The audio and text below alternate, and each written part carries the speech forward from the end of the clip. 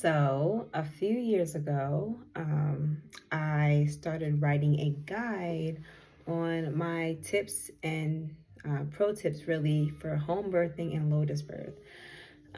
Year to date, this is June 2023, I've had two successful unassisted home births with myself and my partner, and they were really beautiful experiences.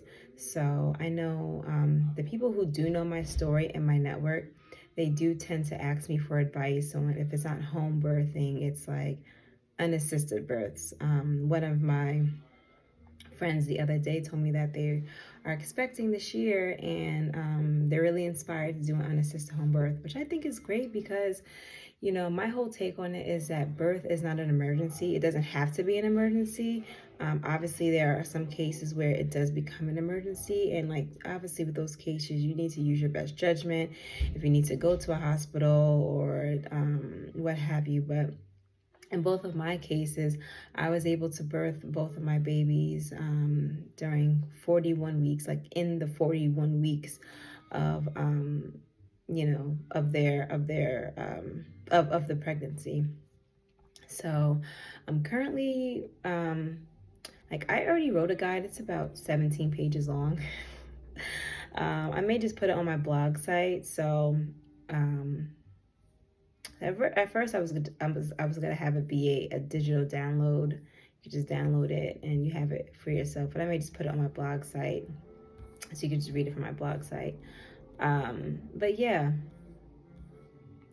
so yeah, the energy kind of told me to kind of go back to this guide because I haven't touched it actually since um, after my first birth. So since like 2021. It's been about a year and a half to 2 years since I've touched it. So I'm going to update the guide, and I'm going to add it to my blog site.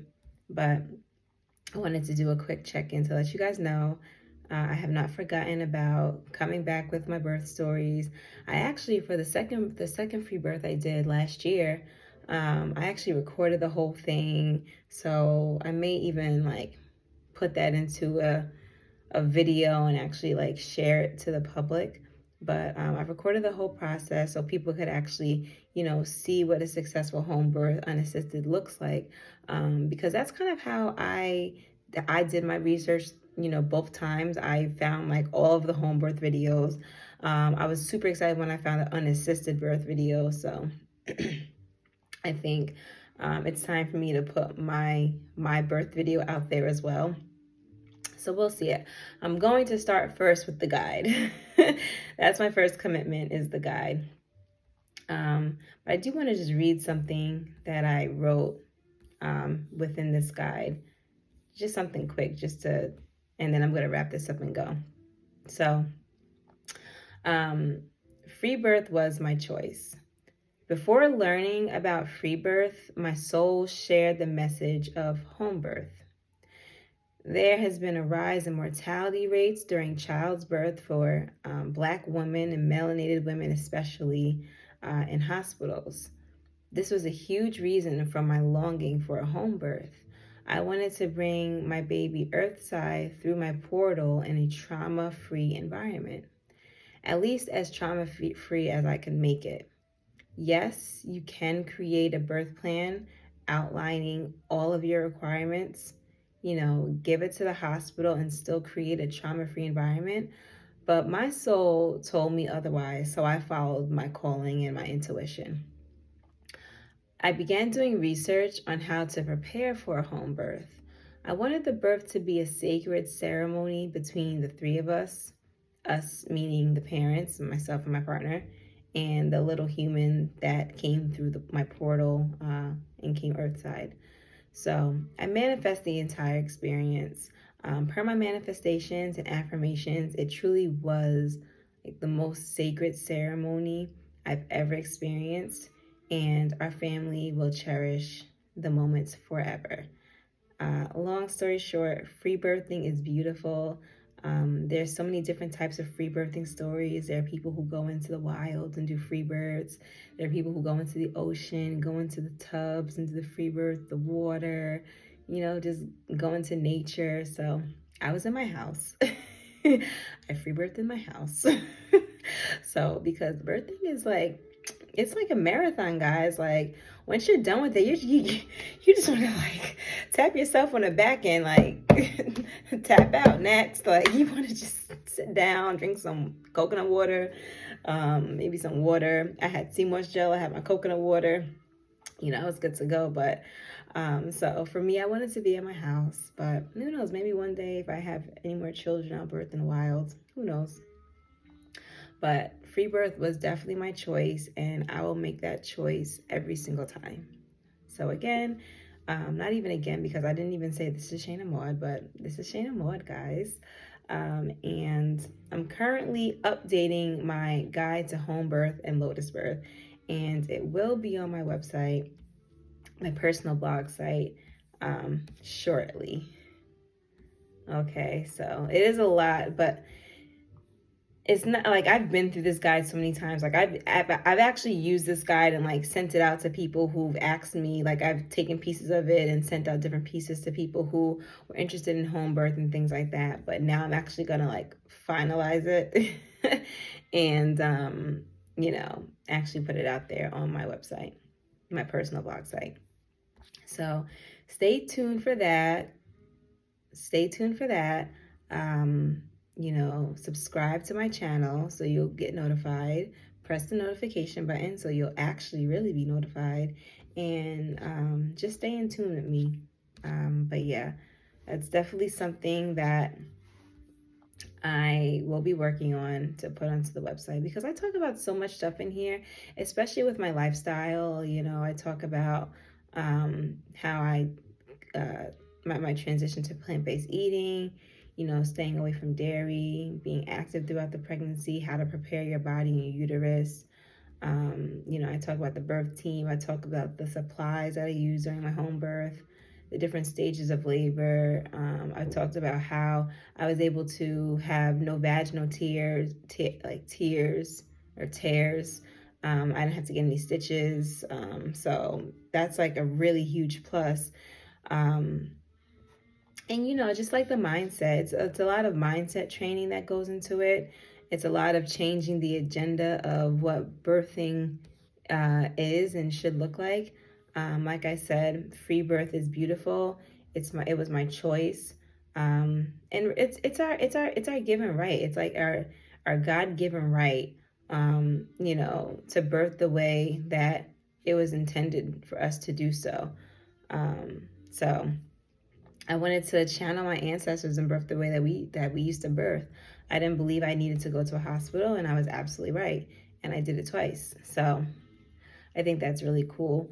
I also, in the guide, I mentioned VBAC, which is like a vaginal birth after a cesarean section, because there's always like a scare for people who have C-sections that once you have a C-section one time, you have to have a C-section all the other times. But actually, per my research, more than 60 to 80% of people who try a VBAC or vaginal birth after a C-section or cesarean section are successful in having their babies vaginally. So, like I said, a lot of this comes to preparing your body. You know, we have like 42 weeks of preparing our body for the actual moment of the birth.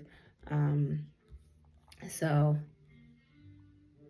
yeah, I believe that once I finish my home birth guide and the lotus birth, I'm also mentioning the lotus birth in here too, because for both of my births, I also perform lotus births. And a lotus birth is when you keep the umbilical cord attached until it naturally detaches by itself.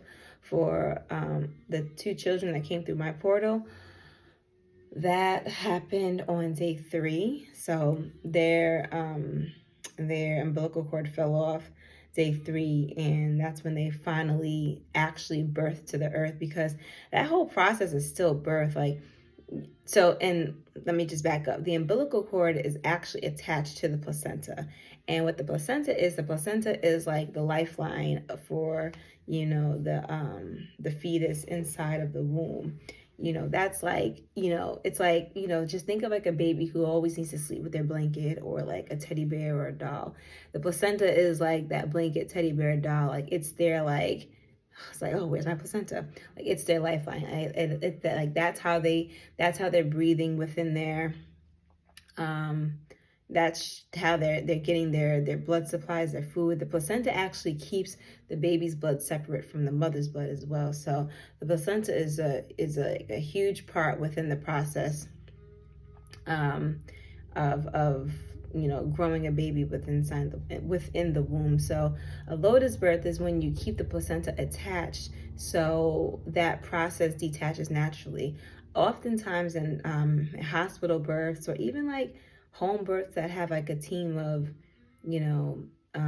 medical professionals who are there with you, sometimes they'll delay the cord clamping, or sometimes, especially in hospitals, they'll cut that umbilical cord like right then and right there. But the problem with that is there's still an active flow of blood going from the placenta to the baby. So if you cut that thing too quickly, then you're not allowing the baby to gain all of the different like brain functions or brain cells, and just a lot of the different things that the baby should be having to start their life off with, like, on like the upper hand. So a lot of the times medical professionals will cut the umbilical cord a little, like way too soon, which is really, it's not good for the baby at all.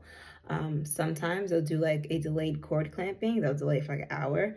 But in my experience, like that placenta and the cord is very much still active way longer than an hour after the baby's birth. But so like for me and my children, their cord dried up maybe after between the first, like after the first day, during the second to third day, around that time is when it actually dried up.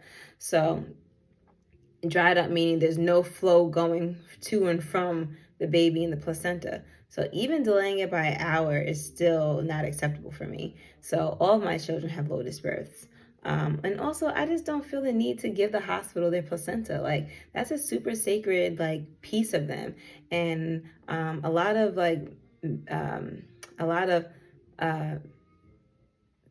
researchers, scientists, medical professionals, whoever does this, they'll like take babies' placentas and they'll like make medicines or whatever out of it. So I don't want to be a part of that. I rather my babies keep their placenta and they could do what they want to do with it because it's theirs.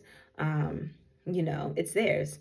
They could give it back to the earth. Some people, they'll keep their placenta, they'll encapsulate it, or like meaning they'll like take it and they'll like make it into some sort of like a capsule that the mother takes. Some people, they'll plant their placenta in the garden, in the ground, like give it back to the earth. Some people, they'll put it in the water. So there's a lot of different things that people do with the placenta. But for me, I personally just don't think that I ever would do a birth where I'm giving my placenta away to like researchers. No. So anyways, let me just get off my tangent because now this video was supposed to be 5 minutes and now we're going on to 13. But yeah, so I am working on the guide, guys. I'm going to put it up on my personal blog site. It's my guide to home birth and lotus birth. All the materials I use, just how I prepare. Like I said, I'm a plant-based eater, 100% plant-based. I don't consume dairy. Actually, I have a book that me and my partner just wrote. It's called Why Dairy is Scary. No, thank you. It's called Why Dairy is Scary. And yeah, we just released it. So we have a free ebook version, or you could buy, the copy of the book. Actually scan that to get to the ebook version of the page. But yeah, dairy products are not necessary for human health. And definitely mothers who have babies in them, growing fetuses in them, dairy is not your best friend during your pregnancy. Pre-pregnancy, during pregnancy, and postpartum.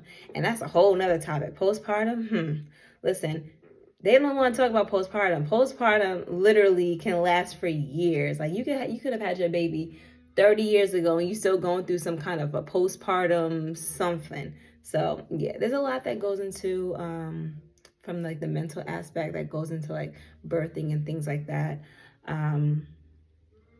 But yeah, so let me just back up. This guide specifically, guys, is talking about my guide, my tips of how to home birth and my lotus birth tips.